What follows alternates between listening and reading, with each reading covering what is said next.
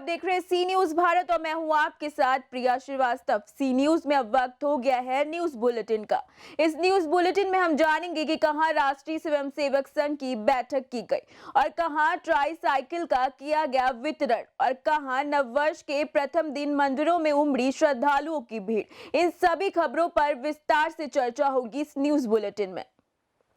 आज एटा के कस्बा अवागढ़ में सरस्वती विद्या मंदिर में श्री राम जन्मभूमि मंदिर निर्माण निधि समर्पण अभियान के तहत राष्ट्रीय स्वयंसेवक संघ की बैठक आहूत की गई, जिसमें प्रमुख रूप से श्री राजपाल सिंह प्रांत कारवा ब्रजपांत के साथ उमेश सहजिला संघ चालक डॉक्टर संजीव जिला कारवा समेत कई लोग मौजूद रहे।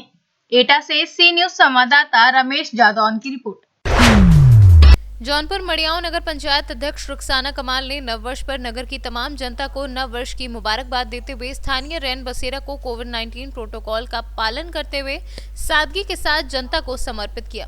उन्होंने कहा कि जिलाधिकारी के आदेश पर मड़ियाओं नगर पंचायत ने स्थानीय रैन बसेरा का निर्माण कोतवाली के बगल स्थित सुलभ शौचालय के दूसरे तल पर कराया गया है, जिससे आने वाले आम राहगीरों को शरद ऋतु में राहत मिल सके। रैन बसेरा क्या क्या सुविधाएं उपलब्ध है? आप सबसे सर्वप्रथम मैं यहाँ के नगरवासियों को नए वर्ष की बधाई देना चाहता हूँ। उसके साथ आप लोग यहाँ देख रहे हैं रैन बसेरा में आपके यहाँ बेहतरीन किस्म का कंबल, बेड, चारपाई हर चीज़ लगी हुई है। इसके साथ टीवी लगी हुई है, हीटर लगा हुआ है और अभी चूँकि ठंडी का मौसम है आरओ वगैरह लगा, गर्मी आ रही, इसमें फर्स्ट क्लास की एसी लग जाएगी और यहाँ आने वाले किसी भी यात्री को किसी तरह की कोई असुविधा नहीं होगी। तो ये जो यात्री आएंगे इनके लिए शुल्क लगेगा या फ्री रहेगा? नहीं, कोई शुल्क, यहाँ पे कोई शुल्क नहीं लगना है। उनके लिए यहाँ का बेड फ्री रहेगा, शौचालय फ्री रहेगा, जितना भी सिस्टम है हर चीज़ यहाँ के यात्री। के बाद जब इसको आप शुल्क देंगे कि नहीं, चेयरमैन साहब कह रहे हैं दिया जाएगा तो भाई हमारी चेयरमैन साहब हैं, सर्वप्रिय हैं, बैठ के मीटिंग हो जाएगी, जैसा निर्णय होगा उसी हिसाब से काम हो जाएगा। अच्छा, क्या कोई पहचान पत्र भी चाहिए यहाँ एंट्री के लिए?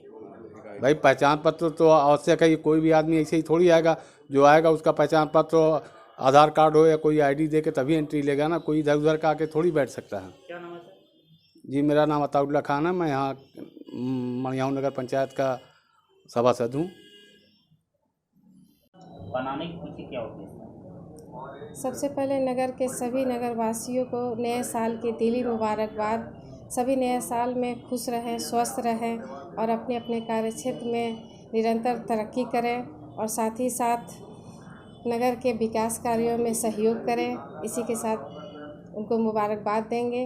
और ये रैन बसेरा जिलाधिकारी महोदय के आदेश से यहाँ बनाया गया है। पहले ये टेंट वगैरह में ये लगता था, जिसकी वजह से हमेशा दुर्घटना वगैरह की संभावनाएं बनी रहती थी। अब ये पक्का बना गया है और हर चीज़ों से सुसज्जित किया गया है। इसमें बेड है, हीटर है, अलमीरा है, आप देख सकते हैं, टीवी है, सारी सुविधाएं की चीज़ें इसमें रखी गई हैं ताकि नगर में आने वाले सभी मेहमानों, दूर दराज के लोगों को यहाँ रहने की सुविधाएं मिल सके। क्या ऐसी भी व्यवस्था है यहाँ, कोई पैकेज की व्यवस्था कस्बा वासियों के लिए है जो दूर दराज से उनके मेहमान आते हैं जिनको? जी बिल्कुल ऐसा रहेगा। तो हम शुल्क लेकर और उनको रहने की व्यवस्था दे सकते हैं। कितना शुल्क लगाएगा? लगभग 100 रुपये पर व्यक्ति। शरद ऋतु बाद मैडम जी। जौनपुर से सी न्यूज संवाददाता इकबाल खान की रिपोर्ट।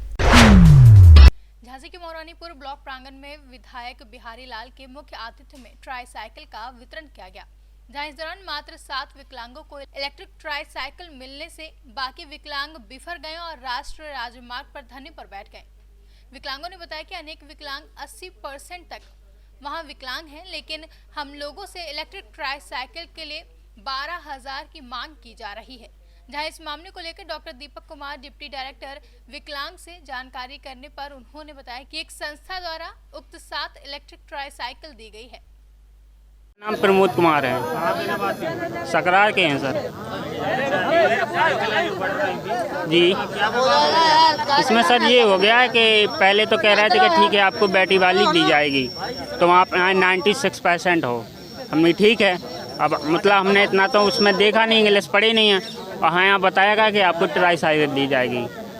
तो हम मतलब 90% है, फिर आपने बोल दिया कि आपको बैटरी वाली दी जाएगी। फिर क्या हो गया है कि आपने बैटरी वाली की जगह ट्राई साइकिल देने लगे। ये विवाद है, वो कुछ विवाद नहीं। हमने शिकायत अभी किसी से नहीं कही। जो अभी समस्या को जो आप लोग समाधान करेंगे वही होगा। क्या चाहते हैं आप लोग? हम बैटरी वाली चाहते हैं सर।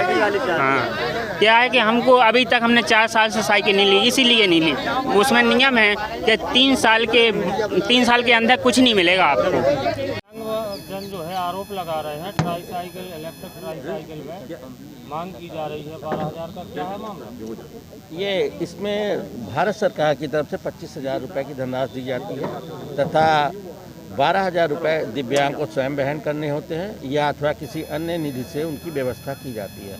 यहाँ जो कैंप लगाया जा रहा है इसमें 7 मोटराइज ट्राई साइकिलें जो हैं वो वितरण की जा रही हैं। इसके लिए हम लोगों ने कोलाज इंडिया, जो हिंदुस्तान कोलाज इंडिया है, इससे संपर्क किया था।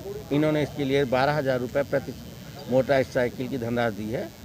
शेष जो दिव्यांग जो चाह रहे हैं उनको धनराशि मिले, माननीय विधायक जी ने आश्वासन दिया है कि उनके लिए 12,000 की व्यवस्था वो करवा देंगे और उनको शीघ्र ही 1-2 महीने के अंदर मोटराइज साइकिल उपलब्ध हो जाएगी। अभी जो 7 ट्राई साइकिल दी जा रही है, इसमें आपने क्या मानक रखा? कितने % लोगों को जो है? जो 80% से ऊपर दिव्यांगजन होते हैं उनको दिया जाता है। जो प्रथम स्वागत का सिद्धांत है, सभी ने ऑनलाइन आवेदन ये करवाए गए थे। पहली बार ये झांसी में प्रक्रिया पूरे भारत में हुई है कि दिव्यांगजनों द्वारा ऑनलाइन आवेदन कराया गया है।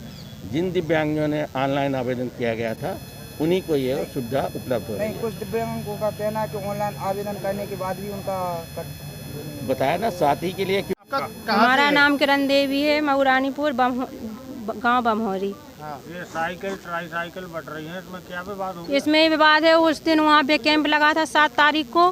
बाद ना हमसे जा कहा था 12,000 रुपया लगेंगे तो आपको बैटरी वाली मिलेगी, नहीं तो आपको ट्राई साइकिल नहीं मिलेगी। किसने कहा था? जो वहाँ अधिकारी बैठे थे, डॉक्टर थे और जो अधिकारी थी अंदर, उन लोगों ने कहा था। हाँ, आज क्या हुआ? और आज ये है कि हमको ट्राई साइकिल भी नहीं, वो रिक्शा दिया जा रहा है। वो हम कैसे भांजेंगे, कैसे चलाएंगे? दोनों पार विकलांग हैं। वो जो पावन से चल भी रहे, बैसाखी लगा के उनको साइकिल दी जा रही है बैटरी वाली। तो हम लोगों का बात नहीं है, बात वालों को दी जाए ना, नहीं तो बिल्कुल किसी को नहीं दी जाएगी। नहीं तो हम चक्कर जाम लगाएंगे, हाईवे पे जाम लगाएंगे, न्याय होगा। इसकी शिकायत किसी से नहीं की है, वहाँ वो अधिकारी है उससे की है। शिकायत भी हो जाएगी सर, शिकायत। मऊरानीपुर से सी न्यूज संवाददाता असलम मोमिन अंसारी की रिपोर्ट।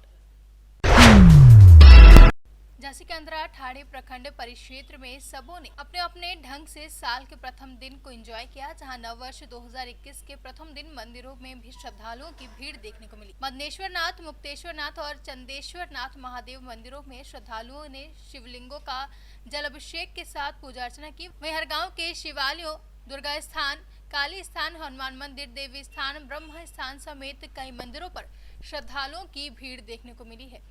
मधुबनी से सी न्यूज संवाददाता मोहम्मद आलम अंसारी की रिपोर्ट। झांसी के अंदरा ठाणे प्रखंड विकास सह अंचल कार्यालय परिसर में शुक्रवार को 10 अग्नि पीड़ित परिवारों के बीच 98,000 रुपए राशि का चेक वितरण किया गया, जहां इसमें 2 डुमरा और 8 राम खेतारी बनोर गांव के अग्निकांड पीड़ित परिवार थे।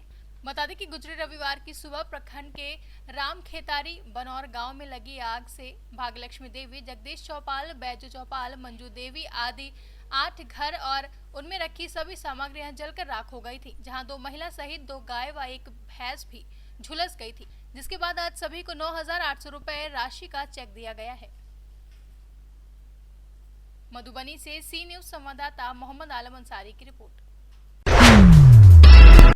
अशोकनगर के बहादुरपुर को तहसील का दर्जा मिले लगभग 16 माह का समय गुजर चुका है, लेकिन प्रशासन कस्बे में हाट बाजार के लिए स्थायी भूमि का चयन नहीं कर सका है। स्थायी जगह नहीं मिलने के कारण कस्बे में वर्षों से साप्ताहिक हाट बाजार नया बाजार स्थित रामलीला मंच के सामने लगता आ रहा है, जहां पिछले वर्षों में बाहर से आने वाले दुकानदारों की संख्या में बहुत ज्यादा इजाफा हुआ है। दुकानों के लिए हाट बाजार प्रांगण में जगह की कमी पड़ने के कारण अधिकांश दुकानें अब कस्बे से निकले नेशनल हाईवे 346A के किनारे सजने लगी हैं। अशोकनगर से सी न्यूज संवाददाता वाहिद खान की रिपोर्ट। अयोध्या के खंडासा थाना क्षेत्र के अमानीगंज विकासखंड परिसर में बने नवनिर्मित सभा कक्ष निर्माण में हुए घोटाले की कहानी मुख्यमंत्री को शिकायत के बाद आज दूसरे दिन मीडिया वालों को बुलाकर ब्लॉक प्रमुख राज प्रताप यादव ने नवनिर्मित बिल्डिंग, सभा कक्ष आदि की जर्जर हालात व संबंधित ठेकेदारों द्वारा किए गए भ्रष्टाचार की सच्चाई से रूबरू कराया है।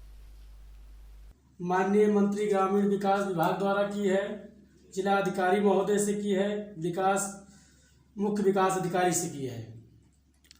पूरा मामला क्या है बताइए आप? पूरा मामला ये है कि ये हमारे ब्लॉक परिसर में नई बिल्डिंग सामुदायिक विकास योजना के अंतर्गत बनी थी और इसमें 1,26,90,000 रुपए की लागत से बनी और इसमें इतना घटिया काम हुआ है कि बिल्डिंग अभी प्रवेश नहीं हुआ कि उसमें प्लास्टर गिर रहा है और उसकी जितनी क्या कहते हैं खिड़कियां हैं और जो उसमें पंखे लगे हुए हैं सब वो अभी से सब जर्जर हो गए हैं, अभी प्रवेश नहीं हुआ। और हमको बताया गया कि अभी आप शांत रहिए, सारा काम जो है अभी कंप्लीट नहीं हुआ है, अभी और पैसा आएगा, आप शांत रहिए, सारा काम हो जाएगा। अभी तक इतना बड़ा भ्रष्टाचार तो हमने कभी देखा ही नहीं, जितना बड़ा भ्रष्टाचार अमानीगंज विकासखंड में हो गया। हम इसकी मुख्यमंत्री से जांच करवाते हैं, दूसरी एजेंसी से। रोकते हो ना यहीं पर? जैसे कि क्षेत्र में लोगों को कहना है कि ब्लॉक प्रमुख राम प्रताप जी बहुत ही कर्मठ ईमानदार हैं और ये अयोध्या जनपद में निर्विरोध चुने गए हैं। तो मैं प्रमुख जी आपसे जानना चाहता हूं कि आपका कार्यालय ऑफिस भी ब्लॉक में ही है और बिल्डिंग का निर्माण जब हो रहा था तो क्या उस समय आपने संबंधित जो ठेकेदारों के द्वारा निर्माण कराया जा रहा था उन्हें आपने कोई रोक टोक किया? वो लोग कभी मिलने ही तक नहीं आए, कभी मिलने तक नहीं आए आपसे? कभी मिलने तक नहीं आए, बात तक नहीं किए और जो नंबर हमको बताया गया वो स्विच ऑफ था, अभी तक स्विच ऑफ है जी। और अंधेरे में रख करके बिल्डिंग को हैंडओवर विभाग को कर दिया गया। हमको भर में डाल दिया गया कि अभी रुके रहिए, अभी इसका प्रवेश जो है नए साल में होगा। जब मैंने उसकी सारी जानकारी ली तो हैंडओवर हो गई थी बिल्डिंग, हमको बताया ही नहीं गया। हमको सरकार की मंशा से काम करना है, जो हमारी सरकार का प्रोटोकॉल है उस हिसाब से हम कार्य करेंगे।